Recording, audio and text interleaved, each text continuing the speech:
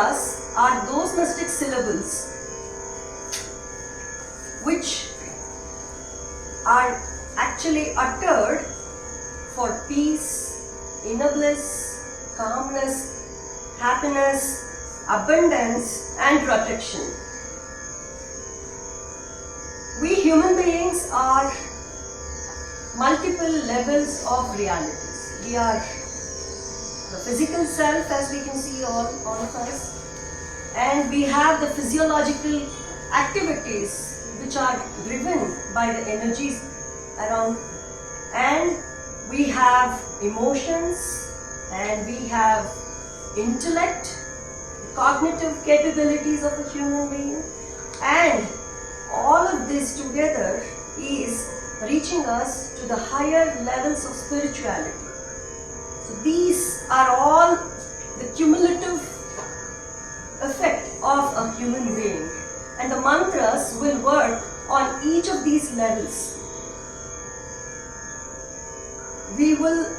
present some of such mantras chosen which are going to work on our well-being as a whole. But to start with, right now, today is the Independence Day for Bharat, India. So, the Vedic mantras are the universal messages, yet they have given us a very beautiful piece which is called as the Rashtrabhivandana Suktam. Irrespective of what nation or what world we are from, we can all connect to this message and this mantra that we are going to be chanting, where we are praying for the well-being of the nation, for the abundance, for the peace and the good standards for every single being in this nation.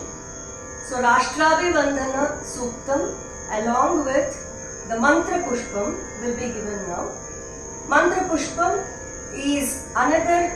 essential part of all our Vedic recitations and rituals that would be carried. The rhythm and the resonance of these mantras are what you could internally connect to. You could sit in any position that you will be comfortable in and try to assimilate and absorb the energies that would be rendered now.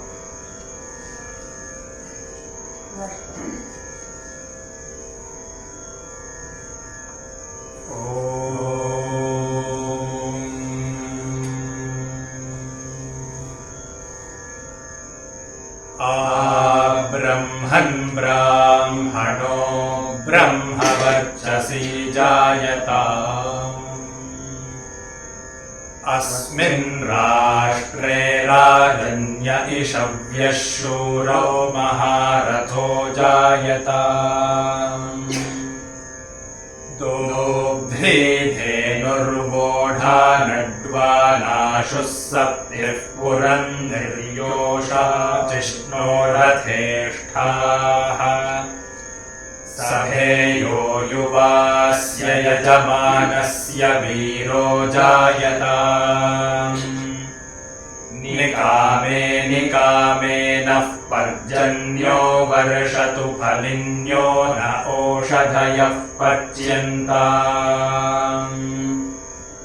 योगक्षेमो नः कल्पताम् ॐ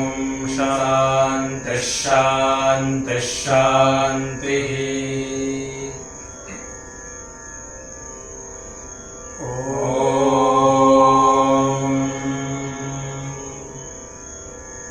योपां पुष्पं वेद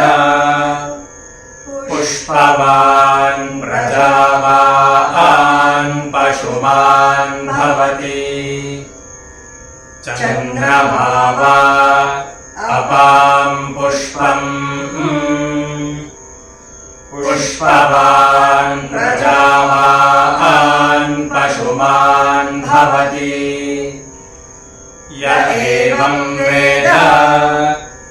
यो वामायतनं वेद आयतनवान् भवति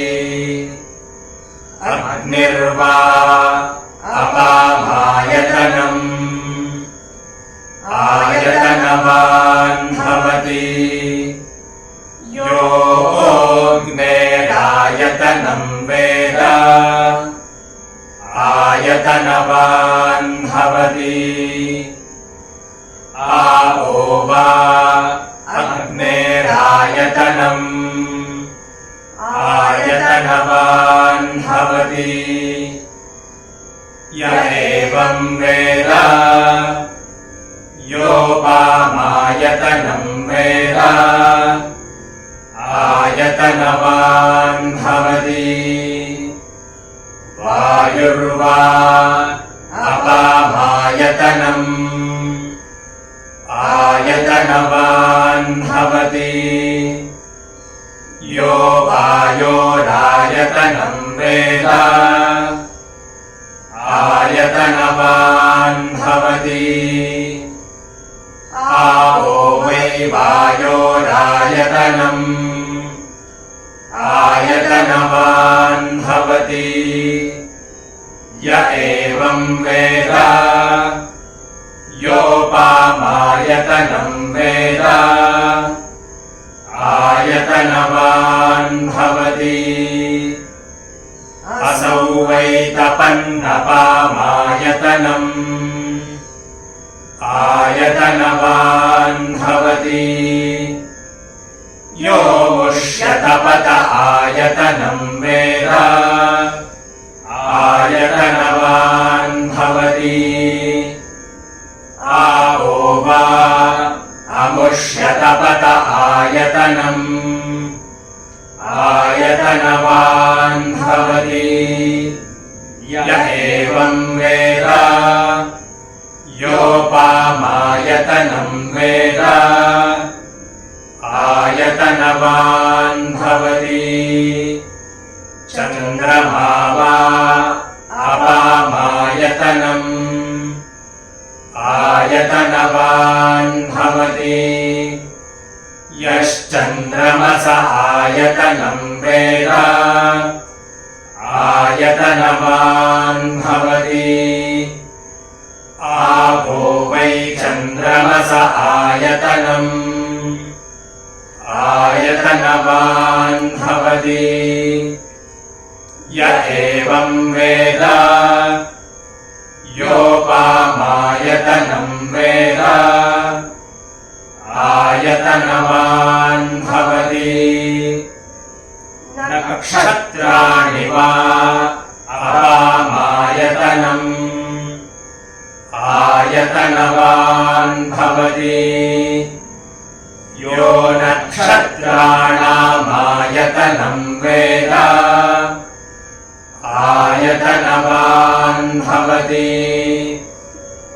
आपो वै नक्षत्राणामायतनम्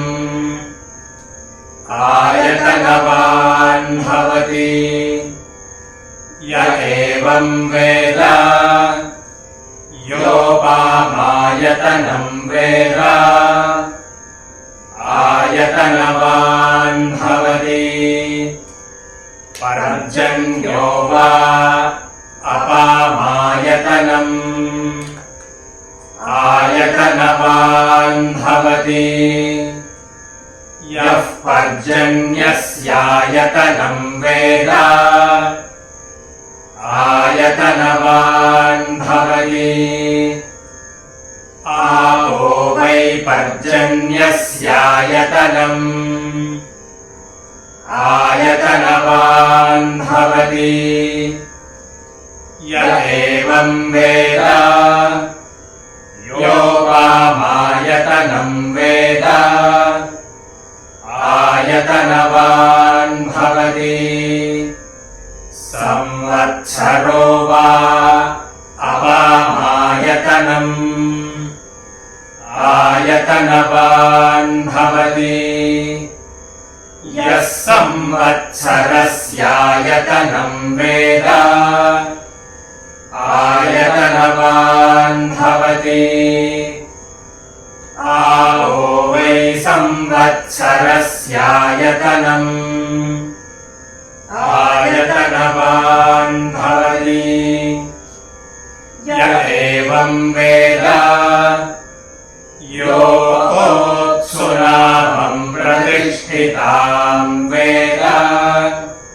प्रत्येव तिष्ठति।